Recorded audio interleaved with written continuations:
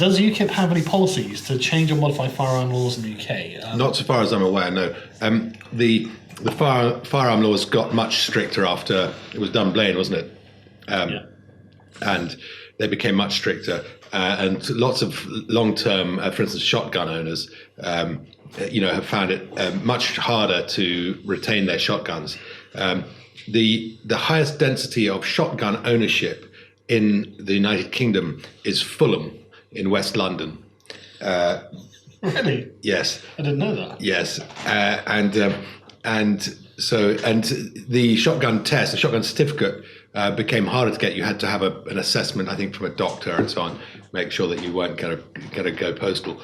And so yes, it became much harder. And I think it's a shame, because I think that there have been shotgun owners who've lost their licenses, perhaps a little bit strictly.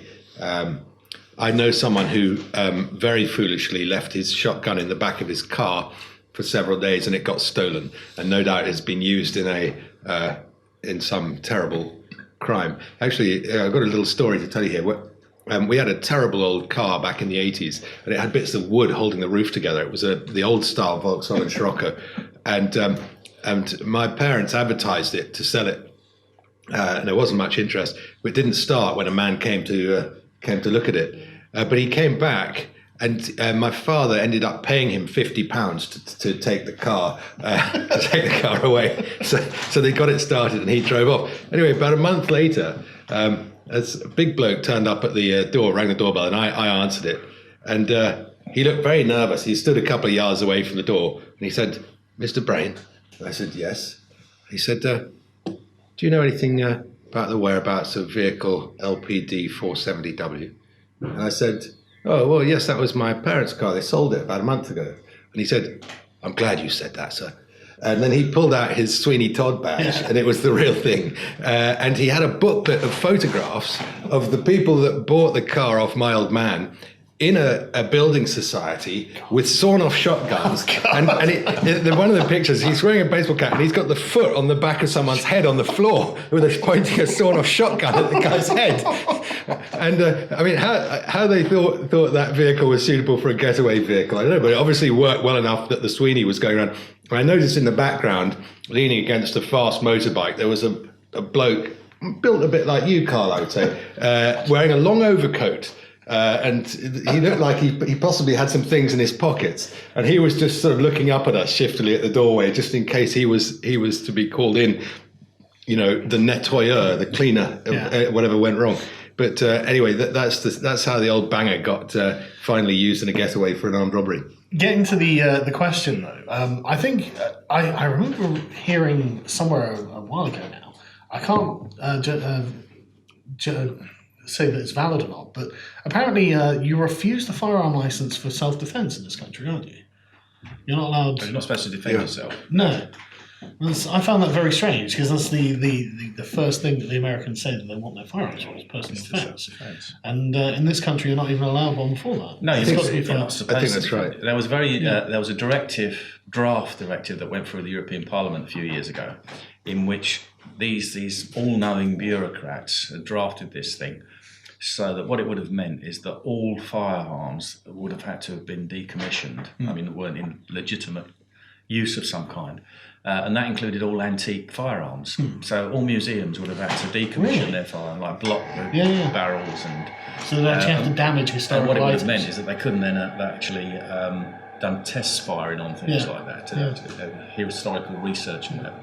It was one of those things where occasionally happens in the European Parliament, where the general population was so outraged that they wrote thousands of emails to their MPs, and it was actually amended so that didn't happen.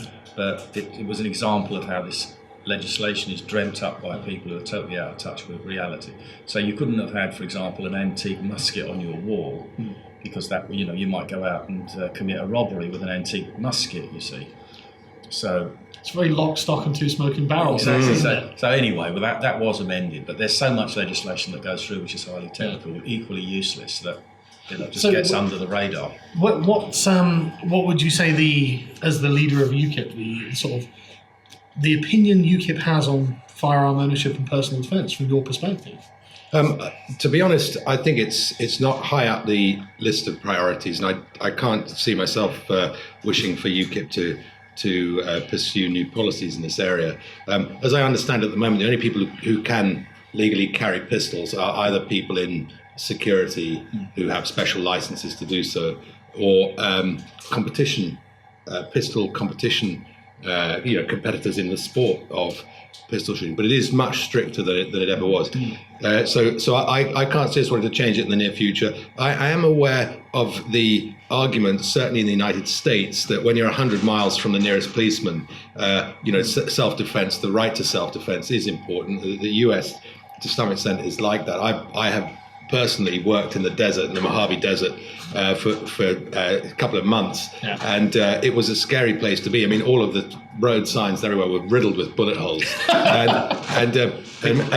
my friend Paco, who I was working with, he used to take a little briefcase everywhere we went in the desert, and I never found out what was in the briefcase. It was locked, right? But I'm pretty sure that there was hardware in the briefcase just in case, because you really are in a desert. You're miles from anywhere. One interesting thing you said about how this legislation came in after the Dunblane shooting, and one of the things I said in the European Parliament and proposed when I was leader is that if we were ever in the position of doing this, which obviously is not going to happen soon, but one of the things I've said is that the papers on what happened in Dunblane should now be unlocked. They were sealed for 100 years. Can you believe that? That's right. So that we're not allowed to know what went on and the background behind the paedophile that carried out these shootings. Yeah. So why would that be the case? Anyway, so this is one of the areas I think that we can have interesting policies where we can say, no, if we, this is what we propose, is that they shouldn't be sealed for 100 years.